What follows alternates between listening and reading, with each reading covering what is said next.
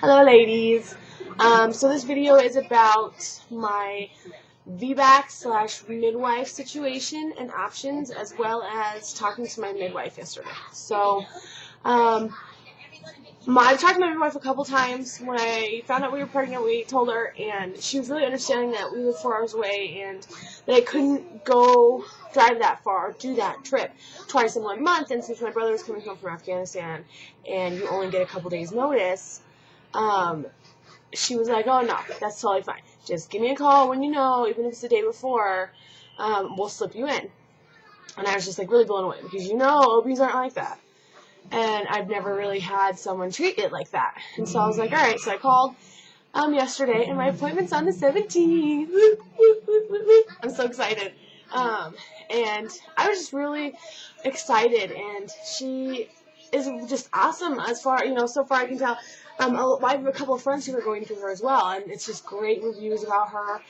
She is the only midwife who services, or she was the only midwife who services Elko. She no longer does. So,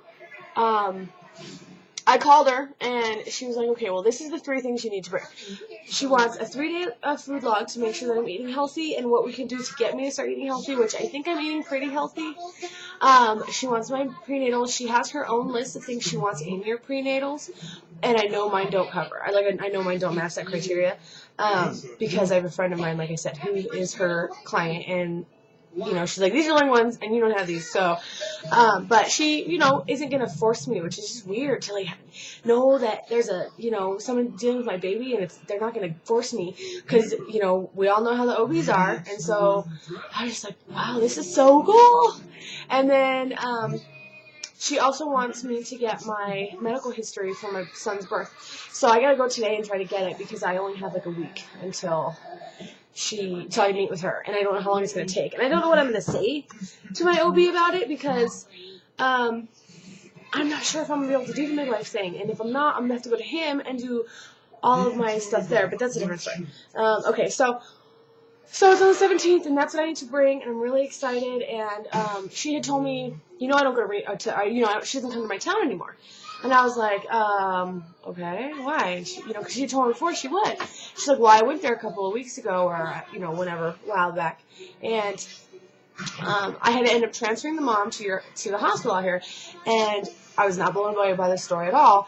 Apparently, the hospital kicked her out of the hospital, kicked her assistant out of the hospital, the doula and all that. Wouldn't let her talk to the mom. Wouldn't let the mom talk to her. Was just having, being retaliatory or retaliating towards the mom, which is not a surprise.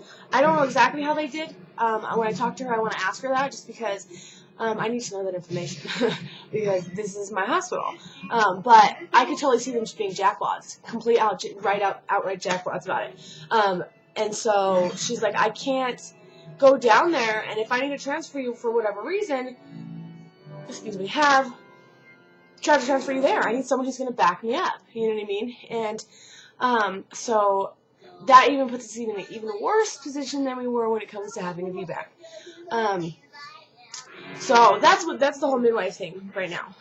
What I learned with the appointment. This is my whole VBAC midwife situation. This is what I call it. So we live 4 hours away from the midwife. She is the only midwife who did service this town, and it's really going to be difficult with what's going on in our lives, and my husband's, work, and my son, and trying to, we're getting into a house and all that, to go to 4 hours every month, however long it is, and then every other week, and then every week, and then have the baby. I would have to drive down there either in labor or before labor and stay with family. I don't want to do that 9 months pregnant. I know it would be easier overall, because my family would help me a lot with Ryder, but I want to be in my own home, I don't want to leave my husband for the last trimester, the last month, or whatever it is, which I would go down there an extra month early if I did, because you never know when I'm going to go into labor. So our options are to go to this midwife, do the whole thing, or go to OB here and have a cesarean, which I just won't do, or go to the midwife there and have a free birth, or go to the OB here and have a free birth. And I really am at peace with the idea of a free birth. I know my husband's a little bit more apprehensive about it, and my birth coach, who's a really good friend of mine, we're learning it together. She's not like a birth coach. We're just learning it together.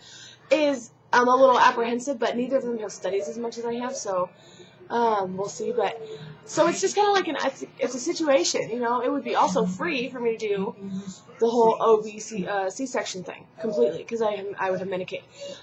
As to the midwifery and Reno and all that would just be really expensive. So the midwifery is not expensive. The total of everything, going there every month, you know, paying for the kit for the home birth and all that. And so it's something I really, really want. I don't know if it's something how we're gonna do it. I know we're gonna do it. We've even talked about just going to my OB, and then when it comes time for me to schedule my C-section, tell me, you know, to fuck off. He can't cancel me without putting me somewhere else first. And whether he does or doesn't, when I go into labor, going to the hospital and refusing to do a C-section, I have a right. But we're not sure exactly what the rights are, and this hospital is against vbacs, against home, like no doctors in this town, everybody in this town is against any kind of natural birthing. It's, you know what I mean, like, we have one midwife in this town, and she's a doctor midwife. She's, you know what I mean, we'll be in there with the doctor with you, and she doesn't do anything, you know what I mean, like, she doesn't help deliver the baby and all that, like, and she'll only go through the doctor office she works at, and so, they're just against it in this town, and I don't know what I'm going to do. So that's my situation. If you guys have any ideas, questions, concerns, you know, anywhere I can get some information on what my rights are when it comes to the hospital, just in case I do a free birth and then have to go there, or whatever, I want to know. I need to know. And so I know, like, I'm only 6 weeks pregnant, and I've had a couple comments from friends and family, like, you're only 6 weeks pregnant, you know, like, you got time, but 9 months is not a lot of time to learn how to birth, especially if I'm going to do a free birth. I want to know everything I can about birthing, and the signs of distress, everything, whether it's good or bad or whatever, I want to know it, and I want to know my rights when it comes to my OB, if I end up doing there. I want to know my rights in the hospital, just in case I have to go there, and there's a lot of other stuff going on in my life, you know what I mean, I can't devote all my time to it, so, yeah, it's 9 months away, but 9 months is isn't that long of a road when you have a bazillion other things there with you. So if you guys have any, you know, information, I would really appreciate it. I've got some pretty good information through some ladies on YouTube so far, and I'm really excited to read the books. So I'm off. I've got appointments today, so getting my teeth pulled. But I'm excited because I'll be able to eat properly. All right, ladies. Thank you, and have a good day.